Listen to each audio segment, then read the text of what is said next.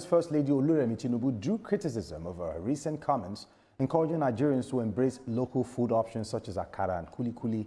Responding to the backlash, the First Lady said the empowerment initiative covers traders dealing in tomatoes, peppers, vegetables, roasted plantain, and other small businesses. In a similar vein, the National Association of University Students came to her defense, stressing that her humanitarian and empowerment programs should be assessed by their impact on beneficiaries rather than the controversy generated by her remarks.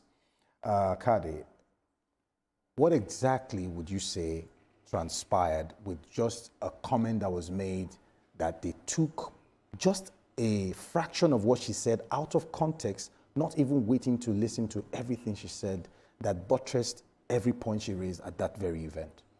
Mark, if this argument has stayed with the promoters of this misleading interpretation, I will not have a problem because it's purely political. Right.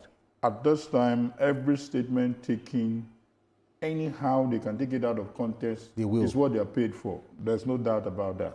But my worry came up when I heard presenters, journalists, jumping into the fray to talk so ignorantly, comparing this, what does this have to the GDP? Obviously, they actually don't understand how GDP is being calculated. Having said that, the comment is accurate in context, is accurate in literal form. I'm not talking of literary form now, because whatever anyone can do that is not stealing, that is not prostitution, anything that we call illegal, it must be commended. Most people today, somebody even reminded us that, what about the president of the country? This man was raised by a market woman. Sure. Do you understand? How many governors, how were they trained? Many of us who are wearing tie and wearing cap today were trained by these, petty traders. So there's absolutely nothing wrong. Where there is a problem is people don't have job, they don't have money, and he's releasing money to them and is speaking to them, is telling them, encourage these people, tell them that there is a better future, there is a beginning. There must be something you can do. Why give 10 million to someone who probably doesn't have any such business ideas? True. Give her what she can start with, and the story becomes sweeter. All right. At the end of the day. Thank you very much. Ibrahim Garba, quickly, why do you think the remarks attracted so much criticism and ridicule from your standpoint?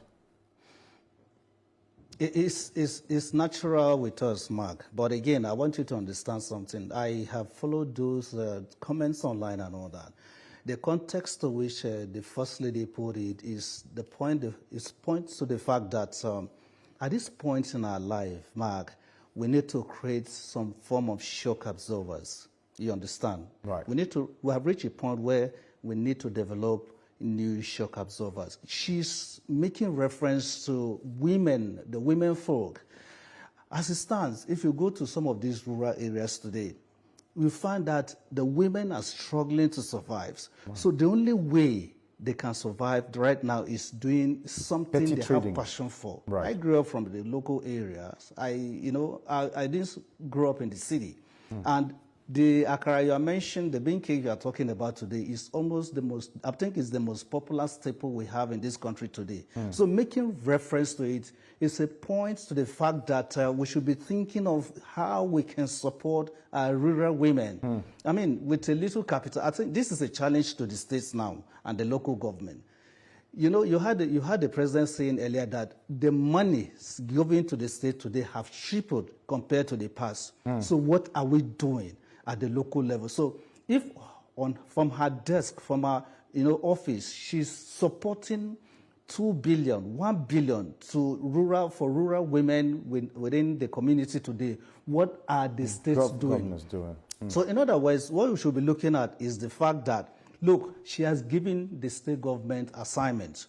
Go deep down. There are people desirous of our needs. There are people we need to support now through more creative ways. So all we need to do is open up, the economy a little bit to support, maybe by supporting them with grades, supporting them with financing and training and all that. All right. So that is why when this whole issue was ramped up in some higher places, I found out that, look, we're too sentimental about, policies of government. She did it, it's not as if she's standing on the podium to read out, but it's just an engagement with the, members of the press. So look, let us find creative ways to support people at the lowest strata of the community. I think this is my own interpretation, Mark. Thank you very much, Ibrahim Garba. We actually have to end it here. We don't have the luxury of time. It's a pleasure having you on the show today.